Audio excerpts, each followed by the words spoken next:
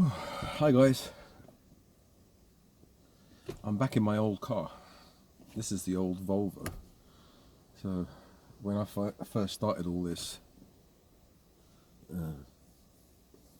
this stuff, when I first was speaking about me being lonely and my only friend left me, I think, I don't know what it is, 270,000 views or something like that.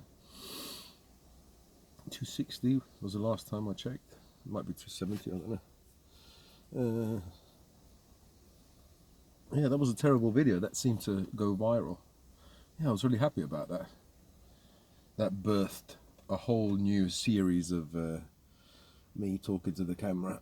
And it was quite liberating.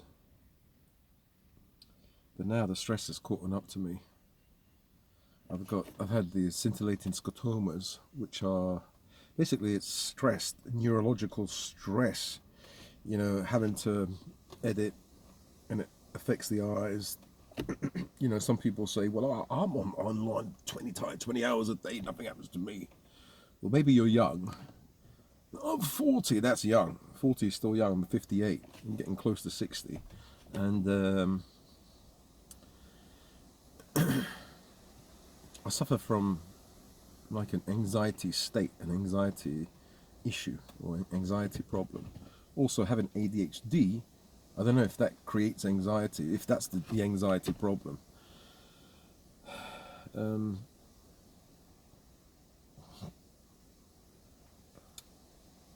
know, I try to be normal, whatever normal is, and I always fail. And I think it's not a good thing or a bad thing. It just, that's the way I am. I would need to be like Elon Musk. I would have a team around me. If I had a rich father, no, my dad really helped me a lot. I'm just talking about a billionaire, a multi-billionaire, and he made me, I don't know, the manager of a company, and I had a team around me. Then you kind of can't fail. You still can, because depending on your, I was going to say temperament, depending on the kind of person you are, you can still fail. The stress could be too much, the limelight or whatever, and so responsibility could be too much. And I suppose I'm like a child. I can't handle responsibility, commitment. You know, women always want you to commit because you have to be responsible. Because they also want to feel, everybody wants to feel secure, right? And you know, you get these women that say, not all women are like that. Want security. What do you think we are? Painting us all with the same brush. Yeah, it's true. It's true. Some women are strong, for example, like the lady that I saw the other day. Nice lady, actually. That woman, must have been about 25 to 28. Nice makeup, blonde woman, like really tough, holding the baby in one hand and then lifting up a 12 kilo kibble bag. Like, I was just thinking, I tried to lift it up already, had a fucking twinge. Yeah, I've got problems with my shoulders since I was a kid. Yeah, that's why you're not strong, you got man boobs. Yeah, it's true. I can't do any press ups, so I can't build up this area. Another fucking lie. And let me prove it to you then. I'll put my money where my mouth is. Well, not money, but... Okay, look at this shoulder, right? And I'll show you how it dislocates. Look, at will. Watch. Do you see? Oh shit, you can't see. Maybe this side. It can come out. Look. Do you see how it comes out? Look, it rolls out, rolls in, rolls out. So I had problems when, you know, trying to box, trying to punch a punching bag. You would do this, and this comes out. This isn't supposed to be here, but it's already here. I can make it come out, so I can extend my hand more than normal. But what happens is, once the ball and socket joint, once it extends out, it's okay if you do it lightly, but if you create a shock, like impact on the punching bag, or if you do press ups, then you're tearing this area inside, or it feels like it. And then you get the worst pain in the world when you're like 3 a.m. You're trying to sleep and you get excruciating pain because the inflammation inside, I don't know, has triggered something, and you have lots of pain. So I can't even do a press up. Like, I can't hold myself up. You can tell, like, those people watching who've got dirty minds. Does that mean you can't do the missionary position then? You can't, those women are probably thinking as well, it probably affects his love making then as well. No wonder he hasn't had it off for 18 fucking years. It does fucking affect, because you can't hold yourself up. There are other ways to do it, you know. I know, but that's another subject. But if you can't hold yourself up, obviously, you can't hold yourself up because you start to have pain in the shoulders. So I want to build up my shoulders so I can hold myself up, so I can do press ups, and not for that, but so I can do press ups and just build this area so I can actually lift the 12 kilo. I can lift it, but I'm worried I'll get a twinge, you know. And that twinge will later on result in like 2 a.m. in the morning, excruciating pain. You know, where you have to take, you know, painkillers and stuff. So, I don't understand what's wrong here. Low battery. Well, anyway, let me switch this on. Otherwise, the battery will be over, if it's not over already. Uh-oh. Nothing. Okay, it's okay. I'll have to rev this up a little bit because maintenance overdue, because I think she plugged this in overnight, and I don't know, and it's sucked the charge out of the battery almost. So I'm going to keep it switched on, the engine, for a little bit.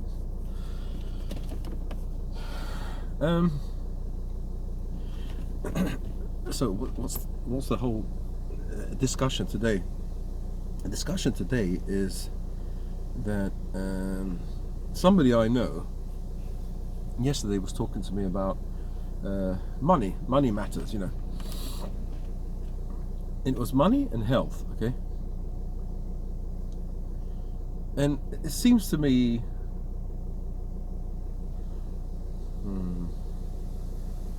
here's a kind of preview or kind of summary. Money or health. Sometimes you have to kind of make a choice whether you want money or you want your health. You can have both, but I don't know. So she was saying to me that she made £1,000 that day, yesterday, and she deals with like stocks and shares and things like that, day trading, and £1,000 a day, that's not bad. And actually, when she started to do this a few months, like 6 months before, about 6 months, I started to get interested. I looked online on YouTube, on, you know, various influencers, what they say about trading, you know, with shares and stuff like that. You can have accounts where you don't put any money in, it's free, and you can play around, you know, and look at the trades and go in and go out. And I know, kind of, I started to get to know how to do it, and it is a risks thing, but it isn't really. Like what she was saying to me, it kind of makes sense. Initially it's a risk, so when you flick a coin, it's a 50-50% chance, those are the odds, right, of it being heads or tails, yin or yang, you know, the two sides, obviously, because it can't stay in the middle, it has to fall on either side. So you have a 50-50% chance. It's always a 50-50% chance. It doesn't change, I don't think. So the chances of you flicking a coin 50 times and it being 100% tails, it's very unlikely. The chances are 50-50, roughly 60-40 or 55, something like that. Okay, but this isn't the same. This isn't totally like gambling. Some people say, no, it is that gambling. It isn't, because if she makes $1,000, she can make $1,000 in a day. If you can make $1,000, you can make 10 grand a day. So what happens is that risk, the risk that you take initially is a 50-50. You either win or lose. You don't know what you're doing. But then as you delve into it more, you can see patterns, and you can take calculated risks where you risk a small amount of money. And so you can risk a small amount of money all day. So instead of taking a big risk, you take 100 tiny risks, 150 pound risks, for example. And if you don't know what you're doing, it's still going to be 50-50. So you end up with the same amount of money that you had before. So you can have £1,000 in the pot, and you end up with £1,000 still, because you lose 50% and you win 50%. But once you know what you're doing, that £1,000 becomes 2,000, or not 2,000, 1,800, let's say, or 1,900 if you're really good. So the 50% chance becomes 90-10. You kind of know what's going on, but it's not foolproof. So you don't know what's happening exactly, but you're 90% sure what's happening. So what was I going to say?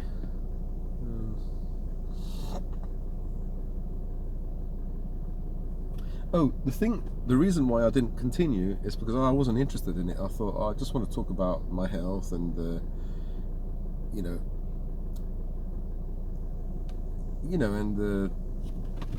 I don't know, because it was doing so well. I thought, okay, I got 60,000 in one video. Maybe it will be a success, and I can make enough money to pay for my dogs, to pay for the food. That's all I need, the food for them and the vet bills. Now Timmy, I have to go and take him. It's long overdue. I have to take him because I think he still has remnants of the mange or scabies, and the underside of his belly is all itchy and kind of purple and scaly like a dinosaur, and it's gone to his elbows. He's got big patches on one elbow, his knees, and spread from the underside of his belly outside now, and it's bleeding. But the last time the vets didn't say anything. It said, oh, it's a congenital problem, I think, and just let me go. And then I got charged 700 quid, and I thought, okay, I'm not going back. Then I tried the neem oil, and he seemed to be okay. He's always got that problem though in his ears, so I have to get him seen to now properly. Go to the vet, get some swabs done. Even if he needs a blood test, just get it done. I want to know exactly what's wrong and to sort him out.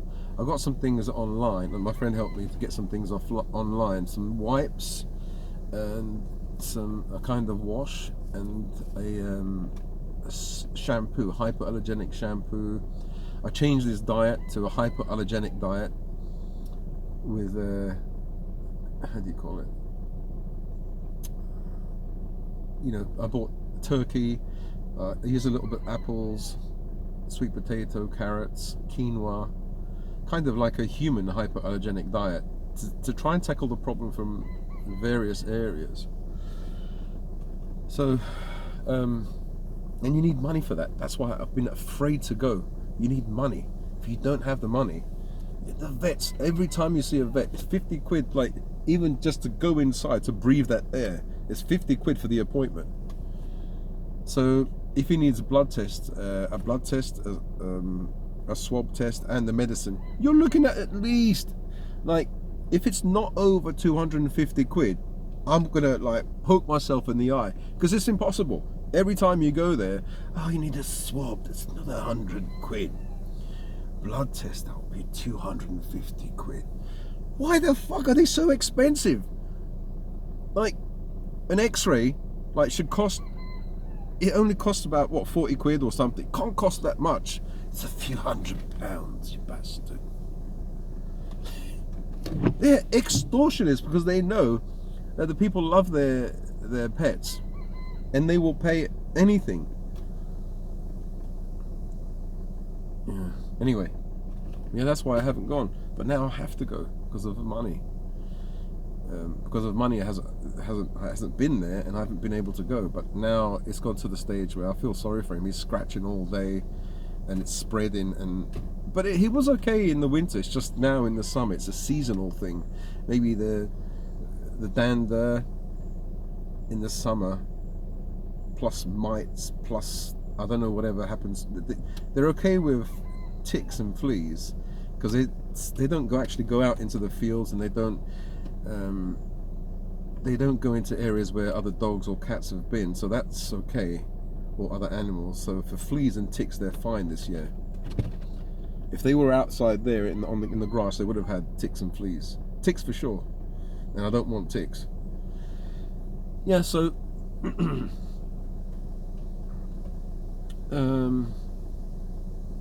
so she was saying to me, like, YouTube is like a mug's game unless you've got millions of subscribers. You know, you're really charismatic, or you have something to offer. Or even if you don't have millions of subscribers, if you only have a few subscribers, but you have something rare to offer people that they would pay for, you know, so you can have like just 5,000 subscribers, and you know, either have a membership on YouTube or send them off platform to Patreon and have your own, you know, they can every month they can have access to exclusive videos or exclusive material, but it has to be something rare that other people don't talk about, that people are willing to spend money on, really willing to spend money on. And the rarer it is, the less people will be interested, but the more exclusive it is for those people who are interested. But the thing is, if those people have the money, then that's okay. But if it's something that people are really, really interested in, it's so exclusive, rare, and you can provide that information, or whatever it is, the video or audio or information about that subject. You know, if they don't have the money, like for example, if I did I don't know, cooking videos, Sicilian cooking videos, and I talk in traditional Sicilian, there may be it may be read, you know, people from Sicily, maybe the elderly, people who are old, will be interested in something like that, but they don't have the money in order to pay. You know, if you say, for example, like the membership on YouTube is like, minimum is £5.99 or $5.99, they're not going to pay to see a few videos every month because they don't have the money. And so you see what I mean. If you want to make some money, you have to, there's some criteria or specific boxes have to be ticked. You can have some information, you can do some videos, but people won't be interested, or may be interested. You see, they have to. So if you sell something cheap, like for $1, you have to generate enough interest. There has to be enough people to be interested in what you know, talking about or selling or whatever service you're providing. Or it has to be rare. It has to be a high ticket item or service, because you have to make up for the fact that you don't have enough people interested in whatever you're offering. So I kind of understand this, and she was saying that YouTube is a mug's game because it's a kind of slavery. They enslave you. They tell you, well, they don't tell you, but if you don't put up a video every day, you don't stimulate that algorithm, and usually if you don't stimulate that algorithm, you won't get seen. So yeah, so I was thinking, wow, she made 1,000 in a day, right? And she's been working a few hours, you know, looking at the screen. And that's another reason why I couldn't do it, because you have to be really focused on that screen, those ups, those peaks, those ups and downs, and be ready to go in and be ready to take money out. Even like 1 minute, if you go and have a tea, for example, go to the toilet or something happens, you could lose the kind of the deal or whatever it is. And like the other day, she was saying she lost 700 quid because she had to go and do something for about 5 minutes. So yeah, I said to her, yeah, it must be stressful, really stressful to have to be on top of it all the time. And my problem is with my eyes, my neck and my brain, you know, it would really screw me up. So there's a question, you know, could I do it? I could do it, but it would screw my brain up. And well, because it's stressful, you have eye stress, neck stress, but it's stressful neurologically. Your brain actually doesn't like it. You know, you like it because you're making money. So that's the reason why I wouldn't want to do that. But also, I'm not interested in it. You know, if you make money, that's great. But it's true that money gives you options. It gives you choices. So if I was making £1,000 a day, I wouldn't care, wouldn't worry about sending my dogs to the vet. 250 quid, no problem. You know, £1,000, no problem. But I'm scared to even pay 50 quid. It's ridiculous. Well, it's not ridiculous, it's the way it is. So I was thinking, Jero, what are you doing? £28 a month. A whole load of bullshit and stress with trolls and this and that. My eyes hurt. I get scintillated scotoma if I have to do lots of editing. You have to think about a subject every day. And to be honest, it's not my thing. You know, like at the moment, like, the team that I supported as a child were Manchester United. Oh no, he's a Man United fan. And at the moment, they're doing really terribly, really bad. You know, they've been quite bad since Alex Ferguson left. You know, Manchester in the heyday of Manchester United's success in the 90s, 2000, you know, that period. And ever since then, we've had different managers, and they've all flopped. You know, people complain about the Glazers. They took over. Yeah, they've been absolutely terrible, taking so much money out of the club and putting the club into debt. But I don't know. From the top down, it's like it's a rotten, that club, unfortunately.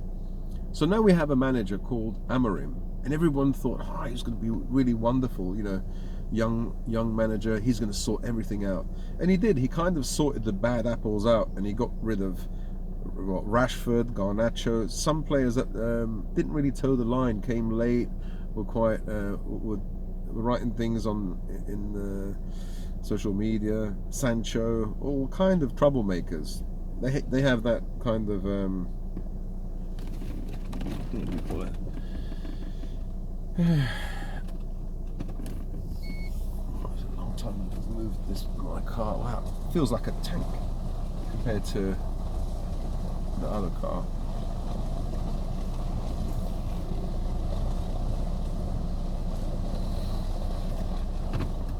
So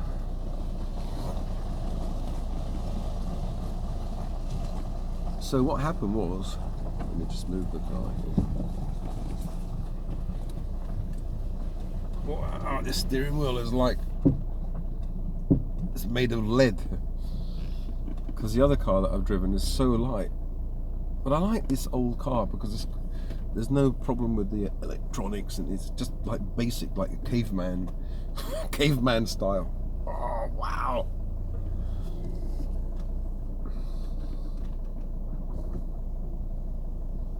Yeah. So stop here. So what was I saying? So this new manager Amorim, he has players like Bruno playing in the wrong position. Oh, the lighting's terrible here. So Bruno, I think he's a number 10. He should be more forward. Whereas he puts him backwards. Because he has a system, you see, and he doesn't want to change his system. Is it 4-3-3? What the hell is happening here? It's accelerated on its own.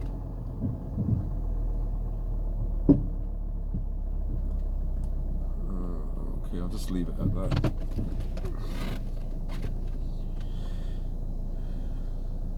Coolant system service required. Oh, wonderful. Yeah, so this guy is out of position. His best role, he's not playing some of his players in their best role. So Amad Diallo, he's a short African player, brilliant. He played really good last year and the year before. You know, he's a forward or he's a winger. He's playing it at right back. Maybe because he's fast and he can, you know, I don't know, but he's playing players in the wrong position. So what I'm trying to say is, when you do, and the team is collapsing, you've got players playing in a totally wrong position. So Bruno, he should be forward, but he's got him in the midfield, and he's been completely obliterated by the midfield of other teams, other midfielders. Diallo is not good where he is. He's okay, but like what I'm saying is, you don't get the maximum like output, or you can't really be successful doing something that you're not good at. So what I'm saying is, what I do on the videos and talking and stuff, this is not I don't think this is, how do you say, what I'm really good at. Maybe I'm not really good at anything. So maybe I have to find the thing that, even if maybe I'm not good at anything, so I can't really say to myself, well, why don't I do this because I'm really good at this? So I have to go a step down and think to myself, well, what do I like? What am I interested in? I can do that. Even though I'm not good at it, there's that driving force behind, there's that motivation. But you know, with ADHD, motivation goes down. It goes up and goes down. It goes up and goes down. So I'm not sure if I can be consistent, because you can become good at something that you really like or you really love. It's easy because there's a motivation behind it. I suppose what I'm trying to say is it's really difficult, like doing this YouTube channel, because I don't really know what to talk about. I can talk about, I don't know, something like the way my mind is today and the things I'm thinking about and the talks I had with my friend, and it's quite deflating, you know, when she said, you know, she makes $1,000 in a day. And I knew she would. I'm happy for her. I'm really happy. I'm not I'm not envious. I want her to do well, and I hope she can make $10,000 a day. So that's really good. I'm really happy. But it makes me think about her words. She said, why don't you just do, she said, do something that you'd love to do, like, or love to talk about, like alchemy or life extension, things like that. Just talk about something like that, or just create a website. And then, you know, maybe somebody who's rich, the people who are rich are interested in life extension and you know, alchemy, immortality, things like that. Something that's really rare, most people won't be interested in. But those people who are rich, or people who a bit more weird and have the money. I don't know, Bezos, Elon Musk, all these people. A lot of them are interested in life extension, how to extend your life. And a lot of them dabble into various therapies like stem cell therapy. Stem cell therapy, they say, is I don't know. Some people say it doesn't really work for rejuvenation, you know, kind of life extension. So there are other things, but you know, I was just saying to her, but if I start talking about life extension, one, I don't really know. I know a little bit, but not too much. So there are other people that know a lot more that have channels, but even those people, they don't get a lot of. I better go back. Even those people, they don't get a lot of traction. I'm thinking about that because I don't want to get stuck here in the mud with this car. This car is a ton. It's very heavy. So, yeah. So I suppose the main concern or the main thought is it takes me a whole month to make £28. I have to pay tax on that, and then I receive lots of stress. I get trolls, emails, even people wanting to K-word you or telling you how to commit self-deletion. You know, and she's probably thinking, you know, why the fuck are you doing this? Why? You're virtually making nothing. You're making no money at all. You're fighting amongst others who are also making a small amount of money. Even if they do make money, it's really stressful. You know, what she does with the shares, nobody chases her, nobody tries to dox her. You know, nobody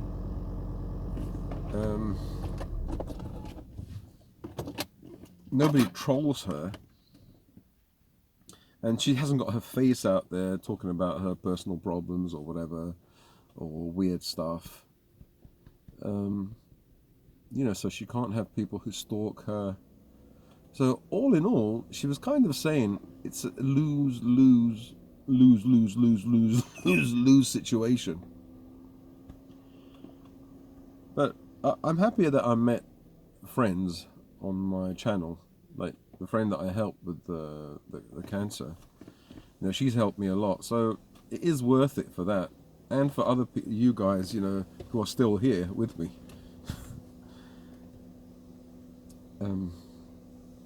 I think you guys kind of want to see what's going to happen, and I think like Chris Cully, one of my subscribers, said, you know, just take the winter off.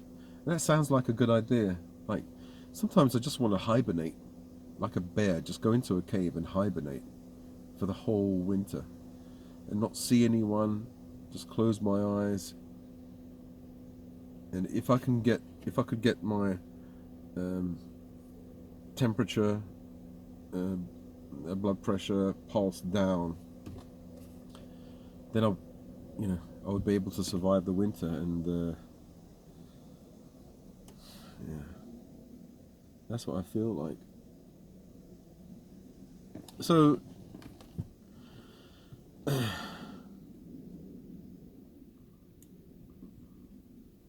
either way, it's stressful. Making no money, trying to make money, because you're kind of like imagine like you've got a crowd of millions of channels. Everyone's shouting they have their thumbnails, and all their thumbnails are like people shouting, "Hey, look at me! Look at me! Look at this outlandish thumbnail! Oh no! Look at me! Look, just come here! Look at me!" So you've got a massive crowd, millions of channels, They're all saying, "Hey, look at me. Hey, no, look at me. Hey, look." So when you scroll and you look at the, when you look at, open up your YouTube, you get recommended these videos, all with like various thumbnails. Oh.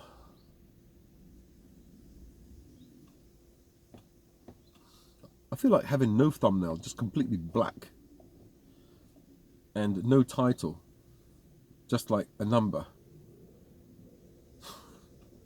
That'll be, yeah, that'll be different. You might think, oh, how difficult it is to talk about your problems. That's all you're doing.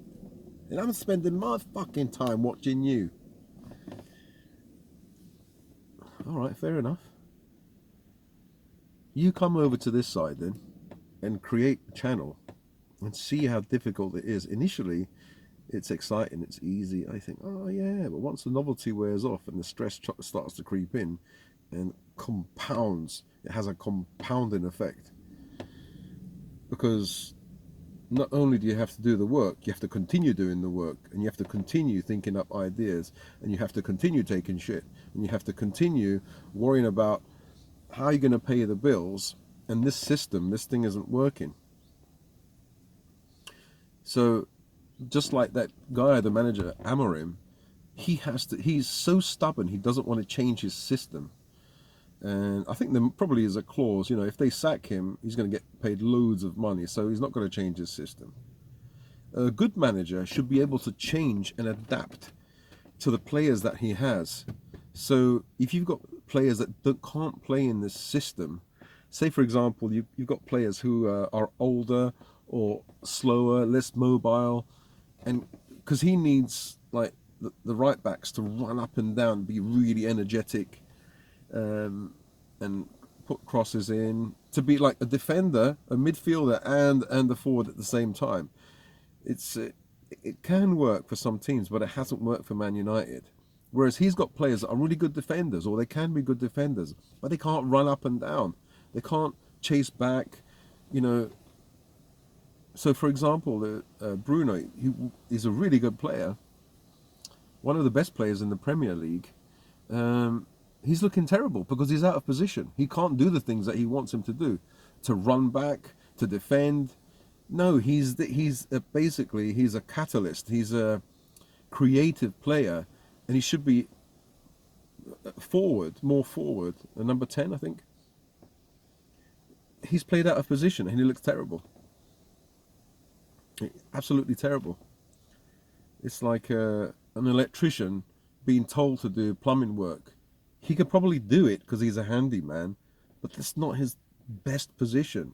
He looks terrible. It's like me talking to you in Chinese or Italian. I can talk to you in Chinese and Italian, but the Chinese viewers or Italian viewers might say, oh, God, why do I have to go through this? Because my Chinese and my Italian isn't that great, it's very like elementary level, even worse than my English. So I'm doing something that I'm not good at, and it makes me look even worse than I am now. It will make anybody look worse. Okay, 38 minutes. That means this is switched on to 2 videos. Wonderful, absolutely wonderful. Okay, so this is this must be video number 2, part 2.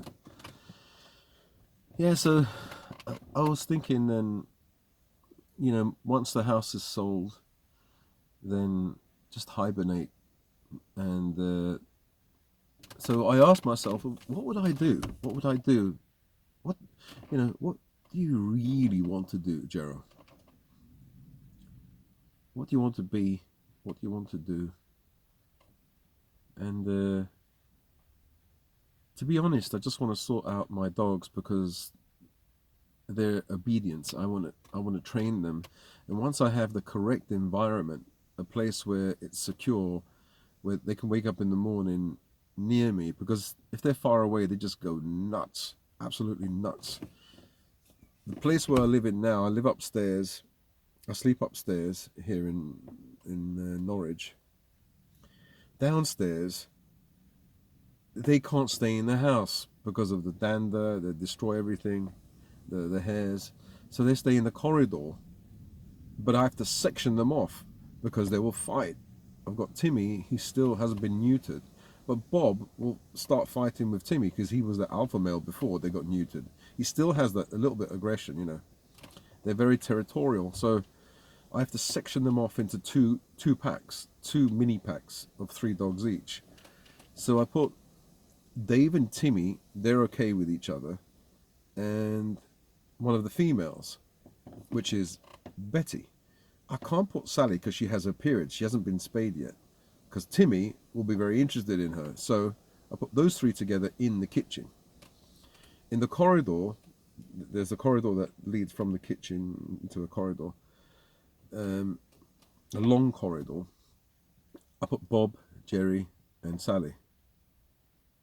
In the morning, like early in the morning, they might hear a noise outside at night, and they start woo woo, and they trigger everyone gets triggered off, and they start barking. It takes a long time for I have to say shut up, be quiet from upstairs, so I have to shout.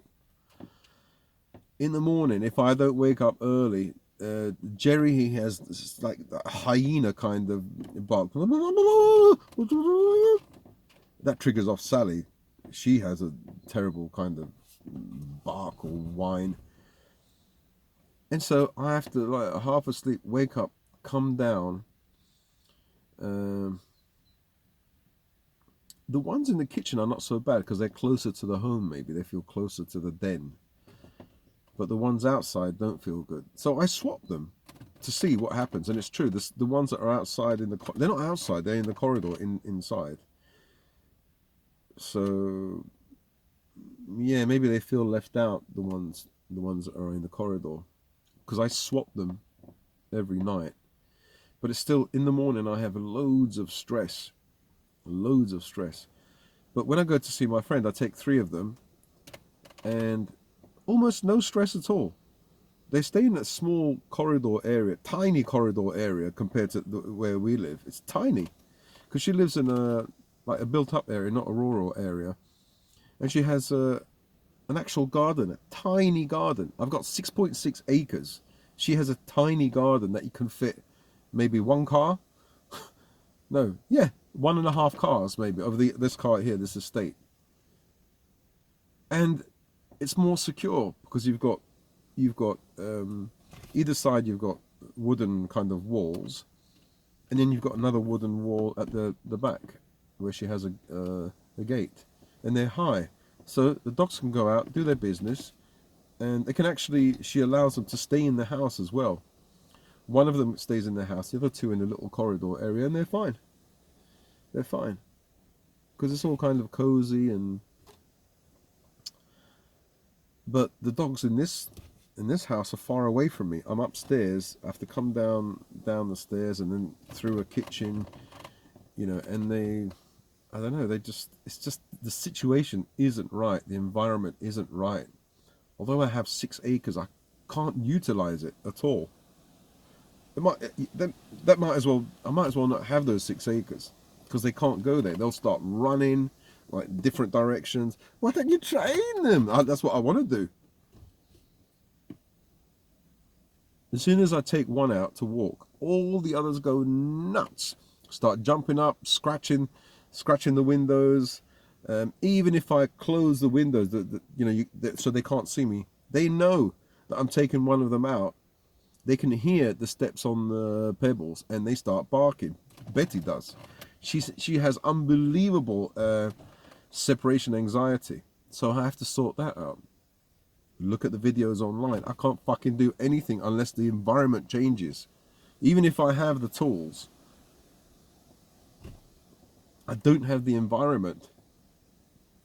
So once a house gets sold, I can buy a place with the right environment, with a run, so they can, and then maybe sleep downstairs so they can see me or be near me, but not sleep inside because I've got massive problem with dander.